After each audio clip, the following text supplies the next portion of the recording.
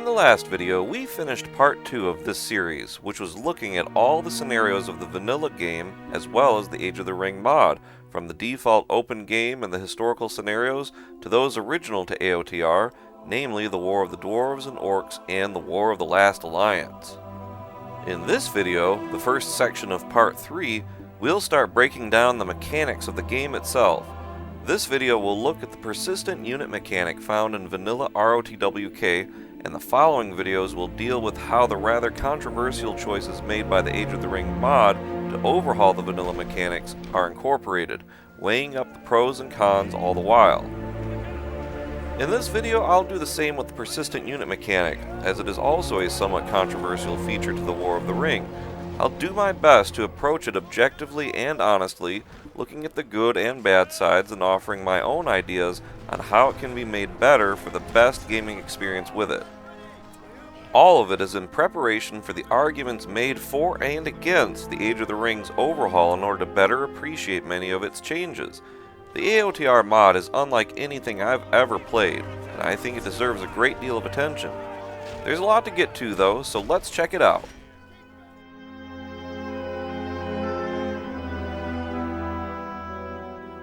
In regards gameplay, there are some fairly notable changes from vanilla as well.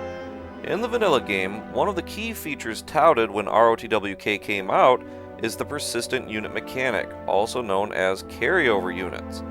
This allowed you and the AI to carry over virtually any unit you trained in an RTS match into the living world map. About the only units not able to be carried over are in-units and ships. This mechanic has its good sides and its bad, to be sure. While fun in one aspect to keep your armies and wins persistent, letting you build up your armies quite fast based on your own personal victories in RTS matches, the downside is how easily the mechanic can be taken advantage of. There's no resource limit to this mechanic. While the game can put you deep into the negative territory, which doesn't allow you to build anything more on the living world map until you get your resources back into the positive numbers, emphasis is clearly taken away from the living world grand strategy, perhaps more than it should be when you build up your armies this much from a single RTS match.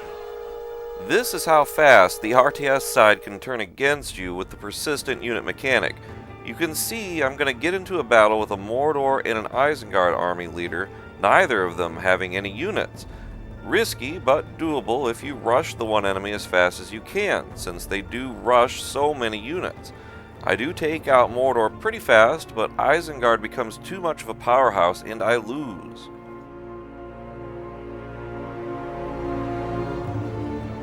Now look at the bind I've gotten myself into. I took too much of a risk. Had I simply accepted the defeat at the beginning of this match, it wouldn't have been nearly as bad. But it can also turn back on the enemy in similar manner, obviously. You can see my AI Dwarven ally and myself don't have very many troops against a rather large force from Mordor, but I decide to risk it regardless.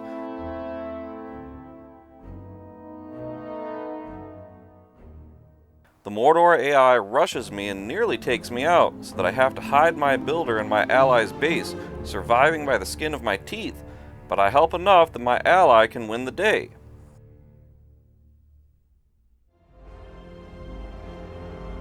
We push back, and now my Dwarven ally has a small army of its own to hold the territory. Sweet revenge! So the persistent unit mechanic has some very big risks that come along with it. On the one hand, it's kind of fun actually trying to play carefully to avoid this from happening either for or against you. You have to know when you're losing an RTS battle when it's happening and forfeit that battle before it gets overwhelming to you, because it can be that much less forgiving if you do blunder your judgment call. There are ways to counter this to an extent, which I'll cover in a little bit in this video, including upgrading your troops at the beginning of a War of the Ring game before risking bigger encounters, like 2 factions army leaders or a bigger force. I'll cover these ideas in a second, but there's one more aspect of the persistent unit mechanic that needs attention first.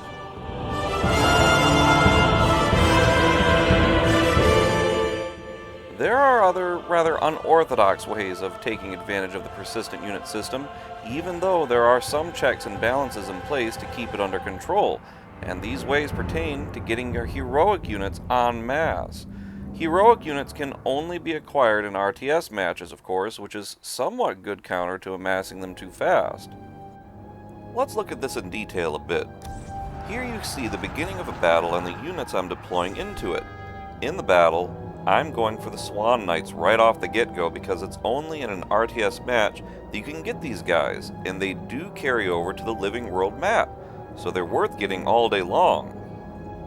And you can see I'm putting myself into debt first thing to do this. You can see here that I got the Swan Knights after winning the battle already. I could choose to disband them, of course, but I'm not going to do that. I also got a couple battalions of Rohirrim, and now I'm in debt by 1900 resources. Now I can't build any structures or unit on the Living World map until it's taken care of, but that doesn't really matter that much. What I really want to do is add more of these guys in an RTS match to make a real army of Swan Knights, so I'm going to attack again. Alright, so now I've figured out my layout and put the Swan Knights in another territory so I can get more of them on this territory from an RTS match.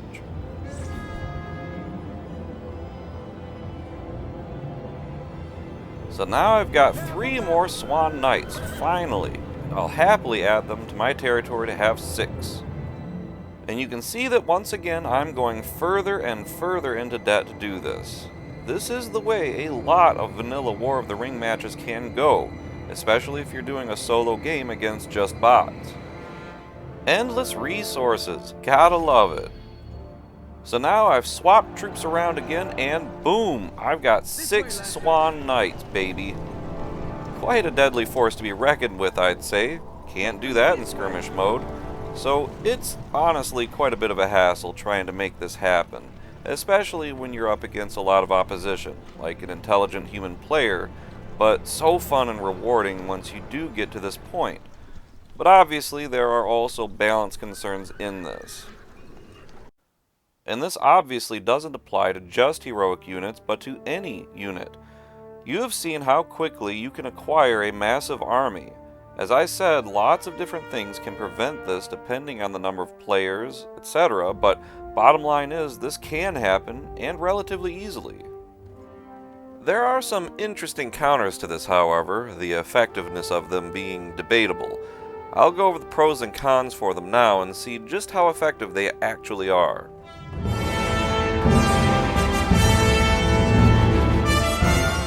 One of the counters to this persistent unit mechanic is found in each territory. In the vanilla game, territories all have their own CP limit, typically reflected in their physical size. Normally, the bigger the territory, the more CP. But this mechanic, while interesting, only goes so far to mitigate the persistent unit mechanic. You can see that there are only a handful of CP limits. This is important for later on in the series when we get to how the Age of the Ring mod treats this. But here's a weird catch. If you do manage to get more CP, even on a territory that has a low CP cap, any remaining troops will be divided between your army leader and the territory itself as a garrison force, which could result in your units exceeding the default CP cap of that territory. As if that weren't weird enough, if you try to bring in more troops later, you can't. Or if you take out the persistent units to lower the CP below the default cap and then bring them back in, you can't do that either. Here you can see this in some detail. Pretty trippy. You can see the territory the garrison force is in, Kelduin, exceeds the territory's CP cap. So I'm going to move 1 battalion of troops from Kelduin to Daggerlad to lower the Kelduin territory CP cap to below that cap, then try to move them back. So I try to move the 1 battalion of troops back to the original garrison, but I can't. And this works the same with the Army Leader CP cap. Now speaking of Army Leader CP, there's one more mechanic implemented to try countering abusing the persistent unit mechanic, which is Army Leader CP. Let's go back for a second to when I was getting my army of Swan Knights. It's not as easy as it looked to get a whole army of heroic units. For one, I had to do quite a bit of swapping around on the territories, which isn't always possible depending on how a War of the Ring game is going. But there's the RTS side of things to consider too. After swapping around some units to make sure Aragorn has enough CP to hold the Swan Knights in his army, I join a battle and can't train more Swan Knights. There's a hard limit of 3, at least for this particular RTS match. Obviously, the default for any RTS match is that you can't have more than 3 of these guys, but that applies only to them being recruited in the RTS match. Obviously, to get more, all you'd have to do is just remove the Swan Knights from the Army Leader garrison, then take your Army Leader to a different territory, attack it, and keep getting more heroic units through more RTS matches. It's not ideal by any means, given how much time that would take, but you can do it if your heart is set on it. Gotta love cheesing the system. But it gets so much harder for any troops when you have bigger armies.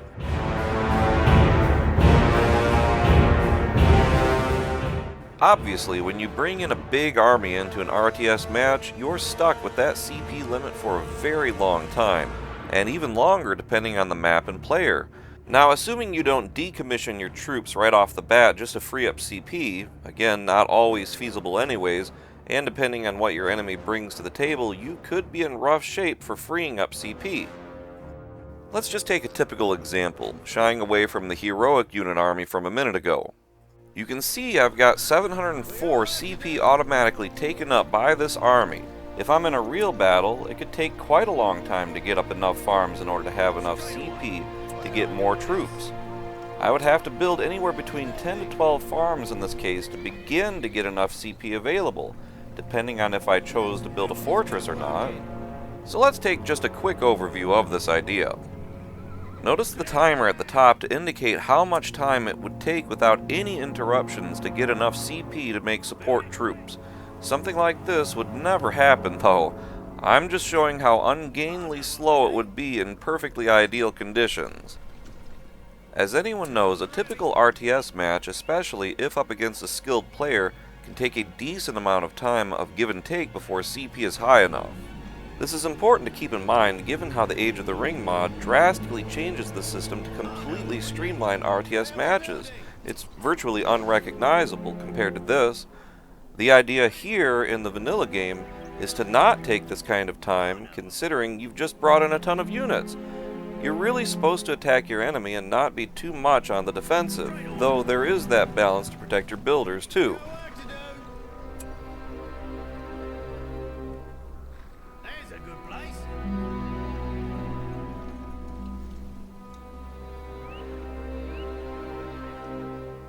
By the way, it's never preferable to build this far out from your base, all the more it's because where a lot of the action will take place in a map like this to fight over those outposts you see, so smaller percentiles once again.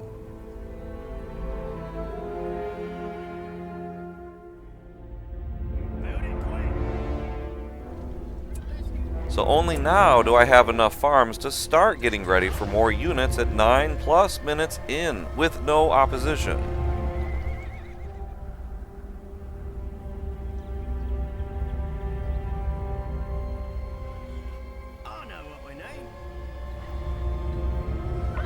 Notice that certain units like this cavalry cost so much CP I would only be able to get 1 battalion out at this time, even with enough farms. So you get a good sense of how much you have to prepare in advance when bringing in your army to mix your troops. And this is practically 11 minutes into the game, with no pressure. Those who play War of the Ring know very well how tricky this can be when on these kind of compact maps especially, and with large groups of units to protect your builders while expanding lest you lose your army. This will mean I'll get inflation penalties going quite badly. Farms will also end up in the red or even the black percentiles much of the time, meaning they won't produce the amount of money they're worth per minute, which means I'll be struggling that much more with trying to get a solid economy going in order to get more troops, let alone the Swan Knights. Farms need to produce enough to make up for their own cost, so I'll be in trouble in this scenario. And on a smaller map like this one, where spaces are unusually compact, those farms are going to be that much worse off. This leaves me vulnerable and gives more chances for my enemy to put me on the back foot. And if you decide to bring in reinforcements, well, there goes all of your available CP, of course. You can only have a max of 1080 CP in War of the Ring mode. Unlike in Skirmish, you can't increase your CP limit to 2000 CP or higher, which is a bit of a shame. So I'll have to whittle these troops down in the RTS match or just decommission them at a fortress. Obviously, I would not want to lose so much so fast. I would ideally want to train more Swan Knights on a map where I had little or no army. All that just to get a few more Swan Knights. Too much hassle. So in a battle like this, it's best to have just put the pressure on the enemy with the troops you've got, carefully micromanaging them, making your RTS matches faster when you bring in that many troops. AOTR's overhaul makes it much this way as well, bringing troops into a battle from the overworld to make RTS matches faster, but it's a totally different means, which we'll get to later.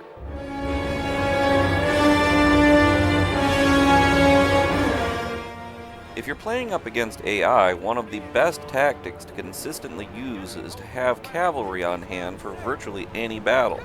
The AI will always make a beeline straight for your base while leaving its own base defenseless, so have your own infantry cover your base in the meantime while you send your cavalry out to take out his builders. However, this can be a very annoying proposition. Builders in vanilla ROTWK can get away from you faster than you'd expect, and love building and rebuilding structures inhumanly fast. This can be as irritating as it is distracting when also trying to defend your own base. This is important to consider for when we get to the AI in the Age of the Ring mod, as it's definitely more advanced, and so will defend its home base much better while also attacking you. As you can see, having a lot of heroic units can really eat up your CP, and because they eat up so much CP, it can be a real hassle, as you've seen, trying to rig the system in an RTS match to get any other units, depending on your strategy, level of patience, etc. There's also the counter of unit stats. If you're playing up against a human player, this is where this whole strategy could fall apart for you very fast. A smart player will see you amassing this large force of heroic cavalry and naturally recruit a ton of spearmen. Even a hard-earned army of Swan Knights cannot last against spears. You can't get support, so watch out!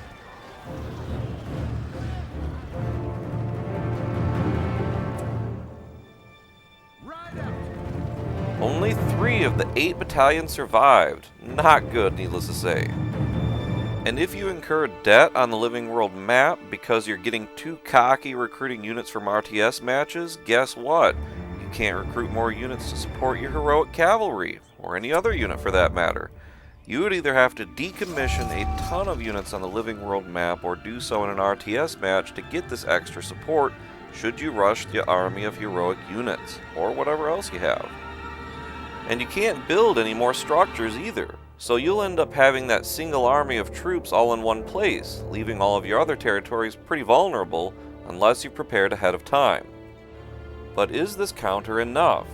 It can be, under certain circumstances for sure, such as if you have more forces at the ready than your enemy on the Living World map, with plenty to come from lots of barracks pumping more out.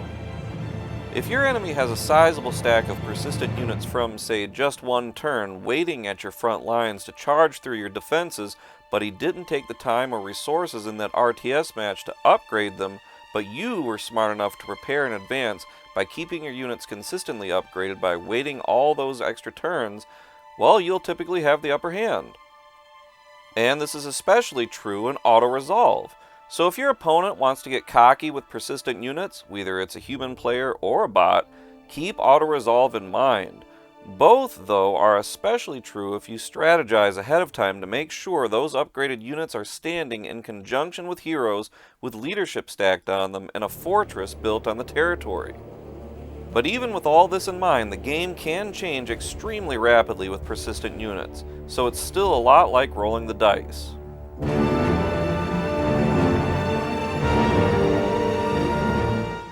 As just discussed, upgrades can be a good way to counter the persistent unit mechanic abuse. Ideally, to do this in an efficient way, you'd want to have at least a blacksmith on the front line somewhere pretty early on to make sure you can keep amassing upgraded troops and try to get them into key areas, but together, not separate. Strength in numbers, after all. If you're playing against a human player, depending on how many territories you have, how the game is going, etc., if he decides to go in deep debt over persistent units, but you're taking the more steady route and staying out of debt, you could use your own territories to your advantage, quite fast actually, to pump out lots of troops and get them upgraded. Because while a player in debt can still upgrade his troops, he still would have to build the blacksmith first, which is impossible if he's in debt. So try to prepare in advance for such an eventuality and keep sending your troops to key territories, like fortresses or choke point territories, to counter his persistent unit army. It's intimidating, but can be done. I didn't take much time in Part 2 scenarios on how differently you can play vanilla ROTWK scenarios, but one way that is substantially effective for amassing huge armies is playing the T or territory scenarios. Because you have so many territories right off the bat, you can make lots of farms to afford lots of troops quite quickly. You put your blacksmiths on the front lines where you can anticipate many battles to occur, and you can easily have upgraded troops just as fast. Also take into consideration that upgrading your troops on the Living World map is completely free and costs only 1 turn per several battalions of troops. I'll get into that detail as to how incredibly powerful those upgrades are later in this series, but suffice to say, you want to do it this way when you can. It could cost you a lot of resources in an RTS match, and time otherwise. So having many battalions of what amounts to instantly upgraded troops on the Living World map can be a very powerful asset when defending territories, especially if you want faster games with more turn-based action and auto-resolve choices. That's just a lot of nuance overall with how the vanilla War of the Ring mode can go. Lots of options to be able to adapt to various situations, if you play carefully and smart. So sometimes when combined with the various other checks on the system just mentioned, carryover units don't really get you all that far. It kinda depends on a few factors, at least in my experience. As I said earlier, it's a surprisingly dynamic and interesting way of keeping the mechanic in check, which is worlds away from how the AOTR overhaul approaches balancing this. But I'd say that for the vanilla game, most of the time you can use the persistent unit mechanic frequently enough, even if not all the time, to get an unfair advantage more quickly and easily than perhaps you ought or was designed to be. So you can see that in spite of some efforts to keep it in check, players are left with a giant steamrolling mechanic, honestly. Perfect for solo games or co-op comp stomps, but even then for some relatively short games stacked in your favor. Which leads us to the Age of the Ring mod at long last. As you can see, the persistent unit mechanic can be fun and quite dynamic if played right, but it needs a good deal more work to keep it in check in a fair and consistent way. That being said, perhaps the biggest and best counter to the persistent unit mechanic is the risk factor itself. You have to ask yourself before basically every match, do I want to roll those dice? The risk factor keeps things quite tense in that regard, and it can lead to some fairly memorable games, but it can also make an otherwise really good game go awry quite fast. So when we get to the Age of the Ring mod, you'll see just how much it trades on these dynamics in favor of a very strict conservative approach, which some may argue is too strict and conservative. It's a controversial subject for many, though not all, in the BFME community right now, so I'd like to take the time to address it as best as I can and look at it from all angles, especially now that the various pros and cons of the persistent unit mechanic have been laid out. Well, this is about as objective as I know how to get on the persistent unit mechanic. I've done my best to analyze it from every angle I can think of to give it the fairest treatment in preparation for the arguments on AOTR's overhaul. But did I miss something? Did I not make things as clear as I could have? Let me know in the comments. I love talking about this stuff, especially since the War of the Ring mode just doesn't get very fair treatment. By the way, if you like this kind of deep dive and want more great BFME analysis of its mechanics, check out these series of mine. There's the Attribute Modifier series, where I break down in great detail how modifiers actually work, comparing the vanilla games to the massive overhaul the Age of the Ring mod implemented over them. I also break down the fire mechanic, concluding at the end of that series with a great talk on the mechanic from one of the developers of the game from way back when the BFME games were coming out. There's also the Stealth series, where I show how stealth really works, again comparing vanilla to AOTR, and the beginning of the unit analysis series with the Berserkers unit. I also have a growing library of tutorials on how to use the BFME world builder and how to mod, along with lots of great gameplay videos besides. Well, this just about wraps up this video. The next video will explore the controversial changes AOTR brings to the table, namely the extremely simplified RTS matches and generalized spellbooks, though there is certainly more than that. I'll do my best to give a thorough comparison to the vanilla game, weighing the pros and cons of the overhaul to be as objective as I know how, so stay tuned.